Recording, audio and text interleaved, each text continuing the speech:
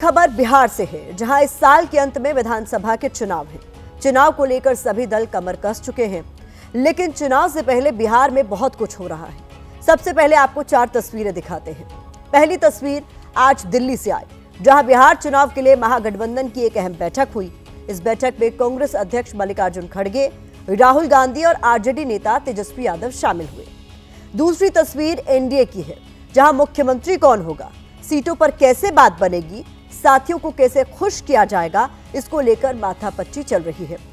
तीसरी तस्वीर बेतिया की है, जहां 17 साल के छात्र इम्तियाज के अपहरण के बाद हत्या कर दी गई। छात्र का शव रेलवे लाइन के करीब मिला। चौथी तस्वीर राजधानी पटना से है, जहां एक स्टूडियो में 20 साल की महिला का शव बरामद किया गया, जिससे सनसनी फैल गई। बिहार में चुनावी साल है और चुनावी साल में हर तस्वीर बहुत अहम हो जाती है। बढ़ रहे क्राइम के बीच ऐसा लग रहा है जैसे पार्टियों को सत्ता की फिक्र तो है, लेकिन जनता की नहीं। पहले बात सियासत की ही करते हैं। बिहार चुनाव में अभी करीब 6 महीने का वक्त है, लेकिन एनडीए और महागठबंधन अपनी अपनी रणनीति बनाने में जुट गए हैं। आज दिल्ली में महागठबंधन की एक बड़ी बैठक हुई। इस बैठक में तेजस्वी यादव ने मल्लिकार्जुन खड़गे और राहुल गांधी के साथ मुलाकात की। बैठक कांग्रेस अध्यक्ष मल्लिकार्जुन खड़गे के आवास पर हुई।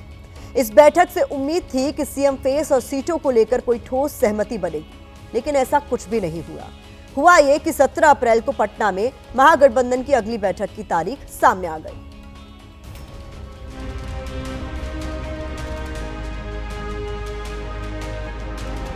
दिल्ली में आज महागठबंधन का करीब 1 घंटे तक मंथन तो हुआ, लेकिन क्या बात हुई इस पर अब भी सस्पेंस ही है। हम लोगों की क्या स्ट्रैटेजी है वो तो मीडिया में हम लोग बताते नहीं है।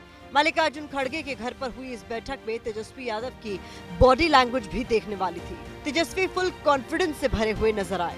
चेहरे पर हल्की सी स्माइल दिखी, लेकिन उतने ही गंभीर दिखे कांग्रेस अध्यक्ष मल्लिकार्जुन खड़गे और राहुल गांधी। बिहार में महागठबंधन एक साथ लड़ने का ऐलान कर चुका है, लेकिन सवाल जस का तस है, मुख्यमंत्री का चेहरा कौन होगा, सीट शेयरिंग का फॉर्मूला क्या होगा। मीटिंग खत्म होने के बाद तेजस्वी यादव बाहर आए तो उम्मीद थी कि चुनाव को लेकर कोई अहम जानकारी देंगे, लेकिन तेजस्वी ने अपने पत्ते नहीं खोले।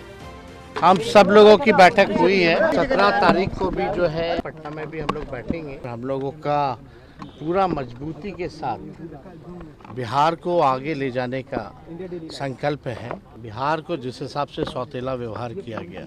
महागठबंधन की बैठक पर एनडीए के नेता भी नजर गड़ाकर बैठे थे। इधर तेजस्वी मीटिंग से बाहर निकले, उधर बीजेपी ने उन पर सियासी हमले शुरू कर दिए। कोई चैलेंज ही नहीं है। पूरा यूपीए, पूरा इंडी गठबंधन लड़ेगा, तब भी बिहार के मुख्यमंत्री नीतीश कुमार की। आरजेडी ऐलान कर चुकी है कि तेजस्वी के चेहरे के साथ ही चुनाव मैदान में उतरेगी, लेकिन कांग्रेस ने इस पर सस्पेंस बनाकर खेल को और दिलचस्प बना दिया है। तो आप लोगों को परेशान होने की कोई आवश्यकता नहीं है।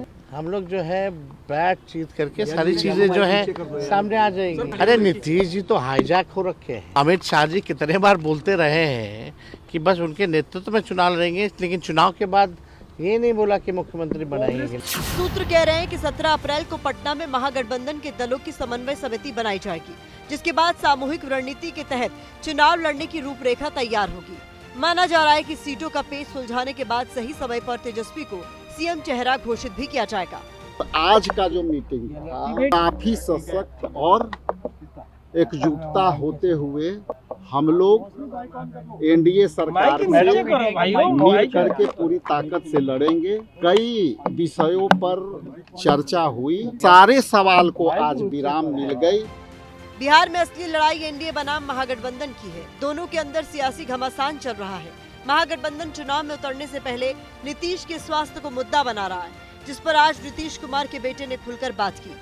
बिहार की जनता से अनुरोध है कि जो 2010 में बहुमत दिया उससे भी ज्यादा दे। भी अमित अंकल बोल के गए कि सीएम बनेंगे पिताजी। सम्राट चौधरी कह रहे हैं कि 15-15 साल तक हमारे नेता हैं, तो फिर कोई सवाल ही नहीं उठता है।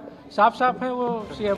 बिहार में चुनाव से पहले जबरदस्त सियासी चकल्लस है, जिसमें दोनों गठबंधन उलझे हुए हैं, लेकिन दोनों की दिक्कत एक जैसी है, सीएम का फेस और सीट।